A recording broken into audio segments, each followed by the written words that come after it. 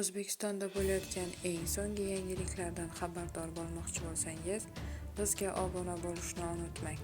O'zbekistonda dollar kursi pastladi. Assalomu alaykum aziz muxlis. Agarda bizning kanalimizda mehmon bo'lsangiz, bizga obuna bo'lishni hamda videolarimiz ostida bir dona like tugmasini bosib qo'yishni unutmang.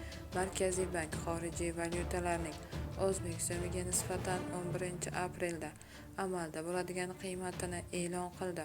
Unga ko'ra, dollarning rasmiy kursi 4,93 so'mga tushib, 12.968,38 so'mni tashkil etdi. Yevro kursi esa 14,01 so'mga tushib, 14.343,03 so'mni tashkil etdi. Rubl kursi esa 1,18 so'mga ko'tarilib, 152,37 so'm deb belgilandi.